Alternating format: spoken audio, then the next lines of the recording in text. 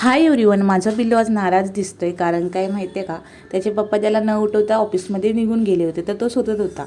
दुपारच्या टायमाला आम्ही त्याला घेऊन गेलो होतो सलूनमध्ये. छान असा हेअरकट केला, क्यूट असा दिसत होता तो. घरी आली आणि मला इव्हनिंगसाठी ना आळूचं फतफतं बनवायचं होतं. तर त्यासाठी मी इथे आळूची पानं वगैरे होती त्याची खाच काढून घेतली. म्हटलं इव्हनिंगला बरं पडेल. अंघोळ झाल्यावर रियान झोपला होता. थोडा वेळ होता, म्हटलं ही क्लिनिंग पण करून घेऊया. पटापट सगळं असं झाडून घेतलं. थोडी डस्ट होती ती सगळी काढून घेतली आणि छान असं हॉल बेडरूम क्लीन करून घेतला. इव्हनिंगच्या टायमाला गेलो बाहेर आणि येता येता आम्हाला मावशी भेटली. इथे आम्हाला हम्मा पण दिसली. आम्ही खूप खुश झालो. त्याच्यानंतर घरी आलो, चहा वगैरे घेतला आणि मस्त गप्पा गोष्टी करत होतो.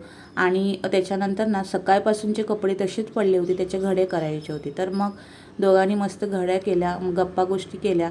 आणि मग ना काय रियांश पण खुश होता, कारण त्याची मावशी आली होती. त्याच्याबरोबर छान असा तिच्याबरोबर खेळत होता तो. आणि मग इव्हनिंगचा टायमिंग झाला. नंतर मग मी इव्हनिंगला ना स्वयंपाक करायला घेतला. आज मी आळूचं फतफतं बनवणार होती. तर सकाळी पानं क्लीन करून ठेवली होती, ती सगळी अशी कापून घेतली, कुकरला लावली आणि पटापट फोडणी दिली. ही डिटेल व्हिडिओ तुम्हाला मी फुल व्हिडिओमध्ये तुम्हाला मी शेअर केली आहे, तर तुम्ही चेक करा. आणि कोकणी पद्धतीने अगदी मस्त असे आळूचं फतफतं बनवलं होतं. तर भेटूया पुढच्या ब्लॉगमध्ये. तोपर्यंत बाय.